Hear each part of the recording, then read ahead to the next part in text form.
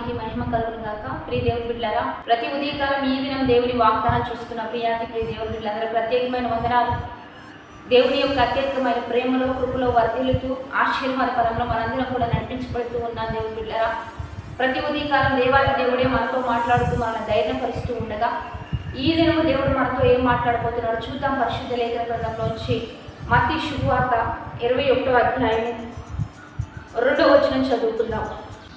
మీ ఎదుటనున్న గ్రామములకు వెళ్ళుడి, వెళ్ళగానే కట్టబడి ఉన్న ఒక గాడిదను దానితోనున్న ఒక గాడిద పిల్లయు మీకు కనపడును. వాటిని విప్పి నా యొద్దకు తోలుకొని రండి.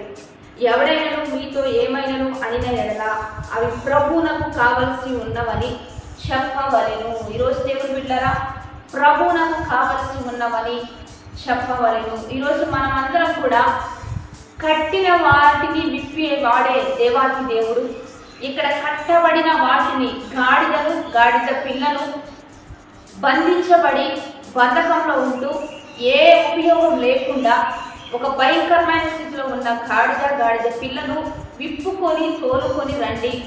ఎవరైనా ఏదైనా మిమ్మల్ని అడిగితే అది ప్రభువునకు కావలసి ఉన్నవని తెలియచేయమని దేవుడే తెలియజేస్తూ ఉండగా ఈరోజు జీవితంలో మన బ్రతుకుల్లో కూడా మనం బంధించబడి కట్టబడి ఉండడం వలన ఎవరికి ఉపయోగం లేకుండా మన జీవితాన్ని చేసేయాలని అపవాది కొన్ని కట్ల చేత మనల్ని బంధించి ఉంచుతాడు.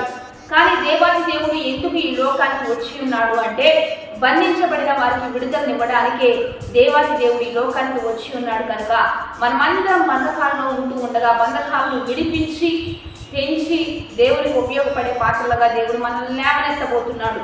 దావీదు కుమారులకు జయము, ప్రభు పేరట వచ్చి వాడు స్తుతింపబడును గాక. సర్వోన్నతమైన స్థలములలో దేవునికి జయము అని చెప్పి ఆ గాడిద పిల్లను తోలుకొని వచ్చినప్పుడు దేవుడు ఆ గాడిద మీద మరి కూర్చుండినప్పుడు ప్రజలందరూ ఈ రీతిగా దేవుని స్తుతిస్తూ దేవుని నామాన్ని మహింపరుస్తూ ఉండగా ఈరోజు మన జీవితంలో కూడా దేవాది దేవుడు వస్తే మనకు కూడా దేవునికి ఘనతనిస్తాడు.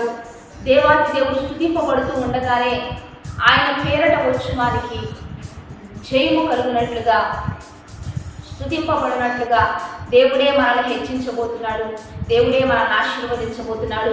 కాబట్టి దేవునికి ఉపయోగపడదాం, దేవునికి మన హృదయంలో చేర్చుకుందాం, మన జీవితంలో దేవునికి స్థానం ఇద్దాం.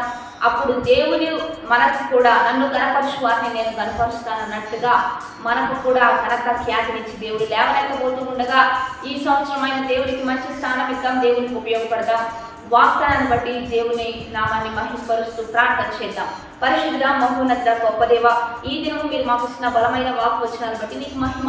ఎంతమంది బిడ్డలు ఈ వాగ్దానం చూస్తున్నారు, ఈ వాక్వచనాన్ని బిడ్డల పట్ల రూఢీపరచండి. నీకు ఉపయోగపడే పాత్రలుగా వారిని ఆశీర్వదించయ్యా. ఎన్ని బంధకాల్లో ఎన్ని కట్ల మధ్య ప్రజలు ఉంటూ ఉండగా వారిని విడిపిస్తూ ఉండగా వారు నీకు ఉపయోగపడాలి. నీ నామానికి మహిమకరంగా వారు ఉపయోగపడుతూ ఉండగా వారు ఘనతివ్వండి, ఖ్యాతినివ్వండి, మంచి పేరిచ్చి ఈ దినమెల్లా ఉచ్చరించి సంతోషించే గొప్ప భాగ్యాన్ని దయచేయమని ప్రభువైన యేసుక్రీస్తు నామం పేరిట అడిగి వేడుకొని ప్రార్థిస్తూ ఉన్నాము గొప్ప తండ్రి. ఆమె మంచి లైక్ షేర్ కామెంట్ చేసి దైవికంగా సిద్ధపడదాం.